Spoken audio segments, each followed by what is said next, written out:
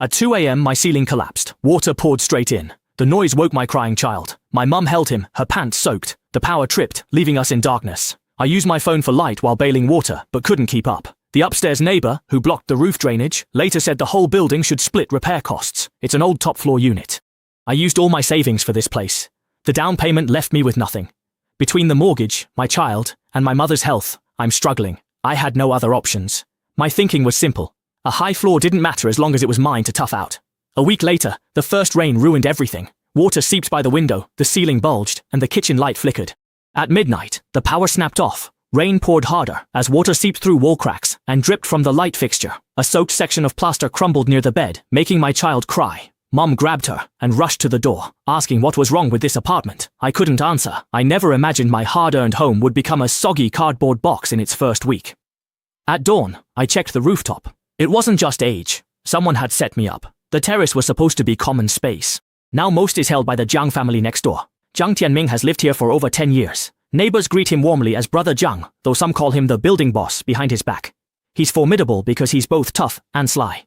He exploits others while playing the victim. He occupies space, blocks paths, and breaks rules, yet still gets people to defend him. On the terrace, he built a wall and a glass shed, claiming the shared rooftop as his own sunroom. Nearby are piles of old furniture and foul renovation waste. The drain is blocked by a cement countertop and clutter, leaving no gap. The fire escape is so crammed that one can barely squeeze through. Last night, rainwater couldn't drain and poured into my home. I waded to Jiang's door and knocked hard. His wife, Wang Juxiang, opened it and immediately glanced at my soaked pants. A cold look touched her mouth, as if she expected me. I got straight to the point. Your stuff blocked the terrace, and my ceiling collapsed. Clear it and open the drain now. She stayed in the doorway. Why tell me about your leak? I pointed outside. The drain is blocked by your things, she snapped. You say it's blocked, you're just blaming me without proof. Got proof? I asked. It's right outside for everyone to see. He sneered. See what? The terrace is empty, we're just tidying up. You just moved in and you're already bossing us around. If it catches fire, it's a public area, not your storage. He turned hostile. So what if it's public? Nobody's cared for years, yet you're making a fuss. Your leaky top floor unit isn't our fault. You've got nerve. A cough echoed inside, and Jiang Tianming emerged in a tank top. He held a teacup, hair disheveled, but showed no panic. He saw the terrace, saw me, and noted my anger. His expression was dismissive, as if I were being childish. I told him about the leak, the dust, and my crying child. His first words showed he knew, but didn't care. Isn't it normal for old houses to leak? I stared at him. Not if your junk blocks the drain. He sipped his tea slowly. Don't blame my family for everything. The roof's old. Who knows where the leak is? I said. The drain is blocked right there. Can't you see? He looked up, mouth twitching. So what? I was stunned. He continued. The roof is public. If it's aging, it's a shared problem. The whole building can fix it and split the cost. I shook with rage. You've taken over the public terrace. You blocked the drain and leaked my house, and now you want the whole building to pay for you. Jiang Tianming laughed with blatant shamelessness. Don't be so aggressive. If the roof gets fixed, doesn't everyone benefit? Besides, you live on the top floor, so you're the most anxious. If you're in a hurry, you can pay for it up front. Looking at him, I saw his true shamelessness. He clearly caused the problem, yet he was shirking responsibility and expecting me to pay for his mess. I said, first, clear the illegal construction and junk. His smile faded. You tell me to tear it down and I just do it? That's a public area. Is your name on it? He stepped forward, lowering his voice. Buddy, some advice. You just moved in, don't look for trouble. You want to get along with neighbors, don't you? Wang Juxiang chimed in. You bought a cheap top-floor unit and think you own a penthouse? A little leak and you make a fuss. Every old building has problems. I clenched my fists tightly. I bought an apartment, not a puddle under your building. Jiang Tianming's face darkened. Watch it, I stared. You're the one who should be careful. He stared back, then suddenly smiled. A smile more unsettling than before, showing he didn't take me seriously at all. Fine, want trouble? Go ahead, call the police or complain. If you change a single thing, I lose. But don't go too far. You live here now. We'll be seeing each other. You have a kid and elders, right? Life is long. With that, he turned back inside, shooing me away like a stray dog. The door slammed, leaving me standing there. I shuddered, not from the rain, but from his last words. That wasn't reasoning, it was a threat. That afternoon, Jiang Tianming messaged the residents group. Neighbors, the top floor exterior is crumbling and unsafe. We should repair it soon and split the costs. Let's not let a few people ruin our harmony. Someone quickly replied, thanks, Brother Jiang. Old buildings are like this. Let's all be understanding. Others chimed in, fixing it helps everyone. One even said, newcomers shouldn't fuss. Relations matter most. Shaking with rage, I looked at my leaking ceiling and my hoarse crying child. My mother whispered, let it go, don't fight them. I stayed silent, realizing that as the victim, I had the least right to speak. Jiang Tianming hadn't just started being a bully, he had claimed this territory long ago.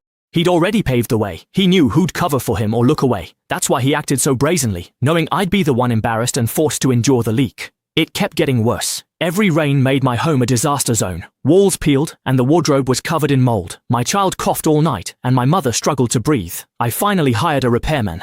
The repairman saw the ceiling stains and said, "The drain's likely blocked. Let's check upstairs." But upstairs, Jiang Tianming stopped us. "Who let you in?" the repairman asked. "Isn't there a leak?" Jiang Tianming blocked us. "Private area, stay out." I shook with anger. "Since when is the terrace yours?" Jiang Tianming stared. "Keep this up, and I'll call the police for trespassing."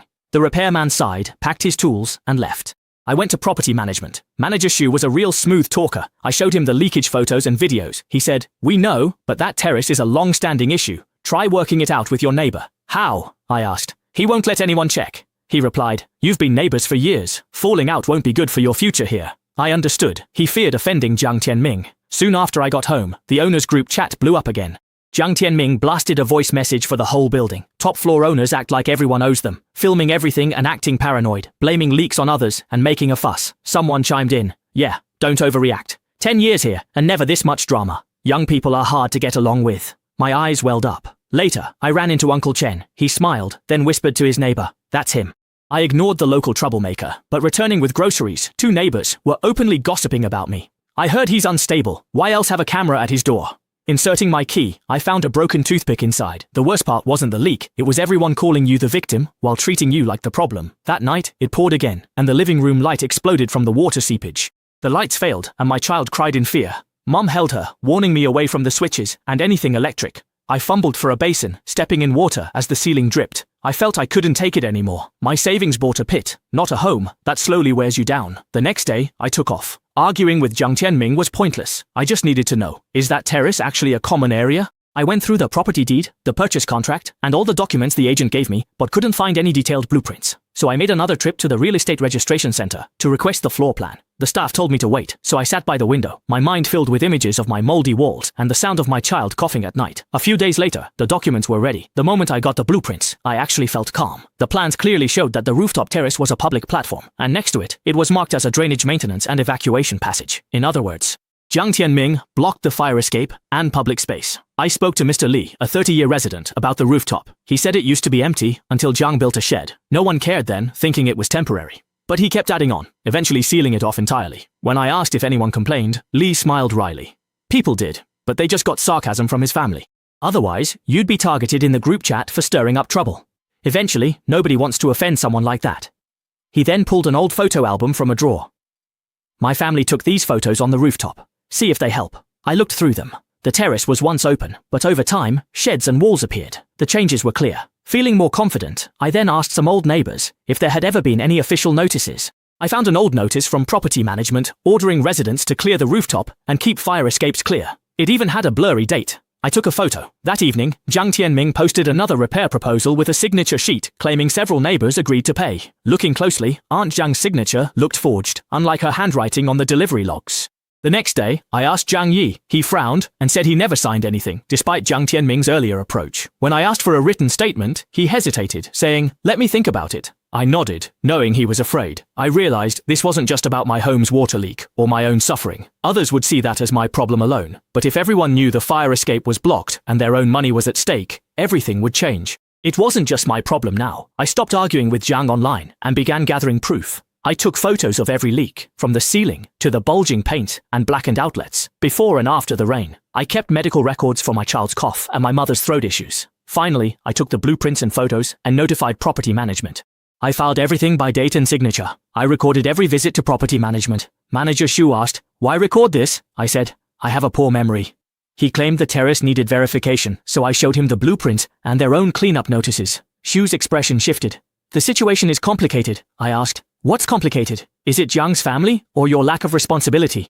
He stopped talking. He got the message. Next, I changed my approach with the neighbors. Instead of complaining, I told them everyone might have to pay. I mentioned to Zhao on the 4th floor that Jiang Tianming is demanding we all split roof repair costs. If we pay for his terrace today, tomorrow, we might be charged for fire safety or drainage upgrades too. Zhao frowned and asked, "Why should we pay for his illegal construction?" I stopped there. He saw the blueprints and understood. A young couple on the 5th floor has an elderly relative with mobility issues. I told them the fire escape is now half a person wide. In an emergency, we'd all be in trouble. The husband checked upstairs and returned visibly shaken, saying it was too much. I offered him my video copy, and he nodded. The key was Jiang Yi on the 3rd floor. He previously feared admitting he faked a signature. I didn't pressure him, just showed the signature sheet and said, "Auntie, if your name is used once, it'll be used again for future fees and renovations. Consent forms too." He messaged me that night. "That signature isn't mine, I can testify." I felt relieved. The tide was turning. Others finally spoke up. Brother Zhao asked, "Isn't the terrace common? Why follow Jiang's plan?" A neighbor added, "Clear the fire escape first." Jiang replied, "Don't be misled, there's no safety issue. Someone's stirring up trouble." I didn't reply immediately, but instead screenshotted a blueprint, the terrace, and another image. I posted the combined photos to the group, writing, "Judge for yourselves." After a 10-second silence, messages flooded in. "The passage is blocked. The drains sealed. Are these signatures even real?" Relaxing on the sofa, I finally felt I wasn't alone in speaking up. Jiang Tianming grew anxious. Early next morning, he messaged the group chat, claiming people were invading privacy and spreading lies to incite conflict. "I've consulted a lawyer. Rumor mongers will be held liable." Then, Wang Juxiang ran into me and shouted, "Some people have too much time. Their homes leak and they blame everything but the old building." Her friends glanced at me. I didn't stop and just carried my trash downstairs.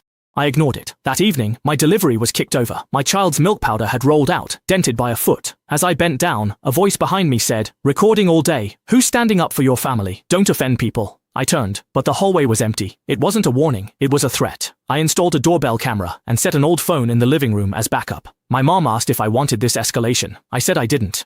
They'd already started acting, so I needed to keep evidence. He sighed, carrying the child into the bedroom and gently closing the door. Then I did 2 things. First, I sent evidence to wavering neighbors, blueprints, photos, audio, signatures, and leakage records. I messaged them, "No need to take a stand, just keep this. If my evidence disappears, please help." Second, I called 12345 and the fire safety hotline. I didn't just mention a dispute. I reported the rooftop was occupied, with clutter piled up, drainage blocked, and fire routes sealed.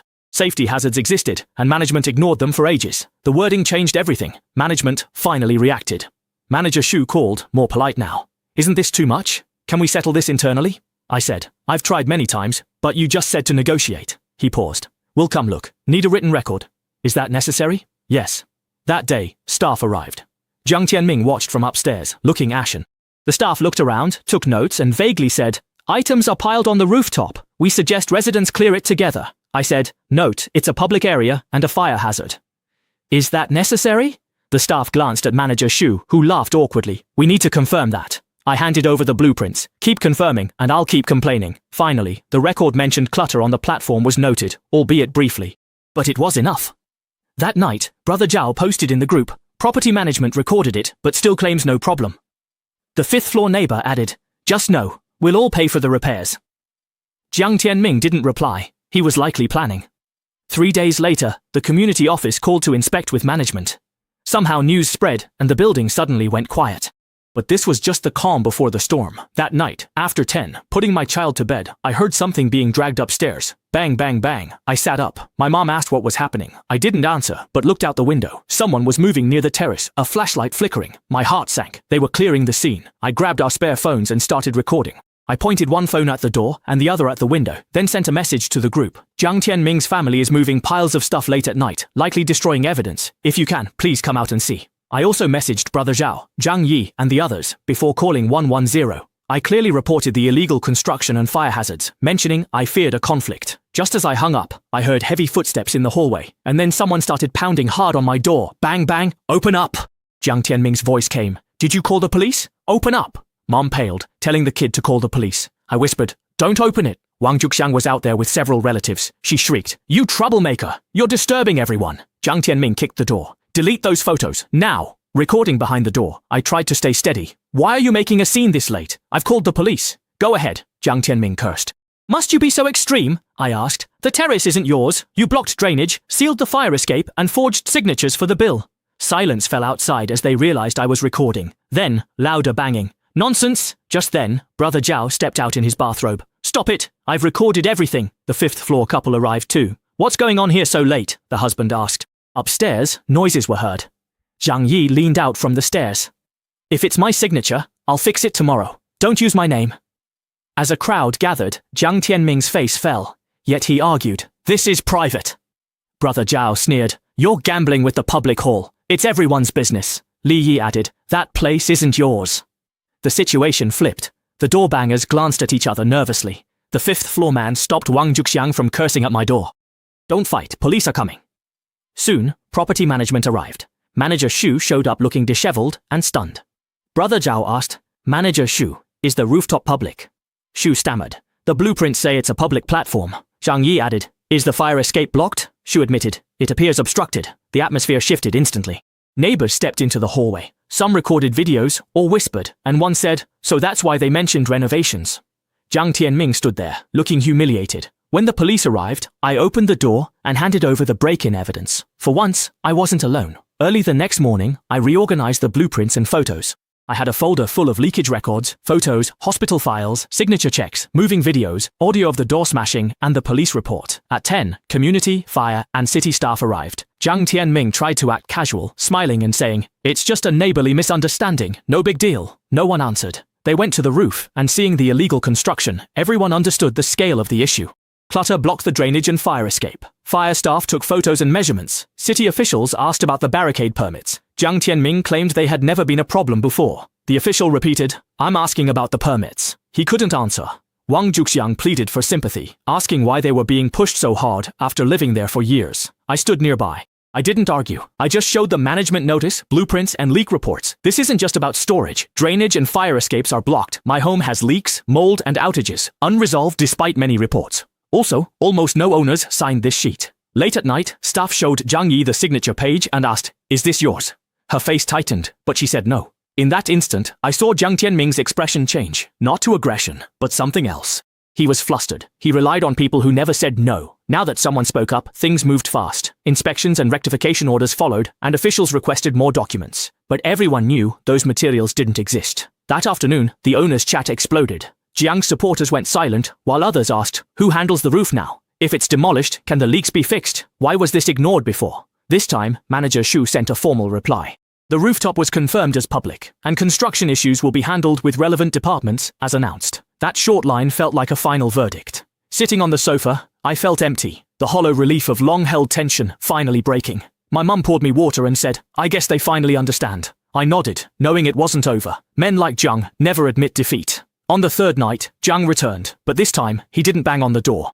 He came to threaten me. I just finished work and was heading home when I saw him by the hallway light, smoking. Seeing me, he flicked his cigarette away. I stopped. "Say what you have to say," I told him. He smiled. "You're quite capable, aren't you? Why make such a fuss?" I replied. "I just want the leak fixed and the terrace restored." He stared. "Don't be ruthless. We're neighbors after all." It was ridiculous. He never cared about being neighborly when he was stepping on others, but now he's suddenly talking about feelings.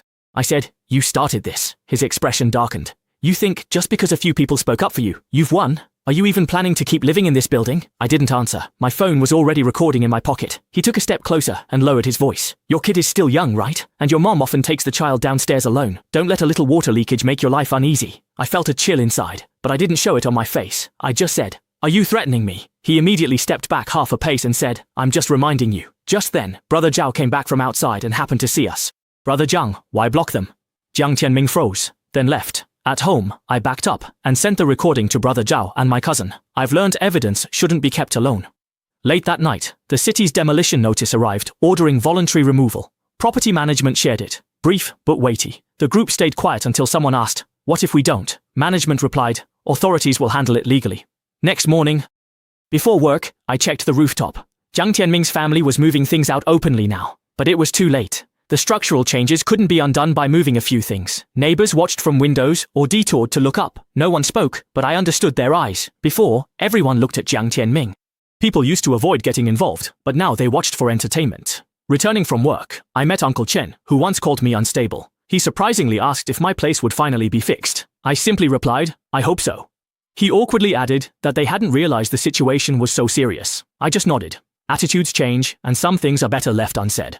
Not out of sympathy, they finally realized they were next. The deadline had arrived. Jiang Tianming hadn't cleared everything. He only did a little, clearing surface junk and plastic panels, but the main structure remained. The fire escape was blocked, and drainage wasn't restored. He thought he'd get away with it, but no one covered for him. City management, fire, and community staff returned. After re-inspection, they started the forced demolition. When the notice was posted, the whole building knew. Many gathered downstairs, some to watch, others waiting years for the demolition to reach their floor. Jiang Tianming shouted, Why demolish this? We've used it for 20 years, staff replied. Illegal structures are being removed by law. Wang Juxiang wept, asking neighbors, how can you be so heartless? No one answered. Brother Zhao muttered, he wasn't worried about being heartless when taking our money and space. I watched silently as the glass canopy shattered. As the wall fell, the hidden areas emerged. The old drainage outlet, buried for years under junk, finally saw light again.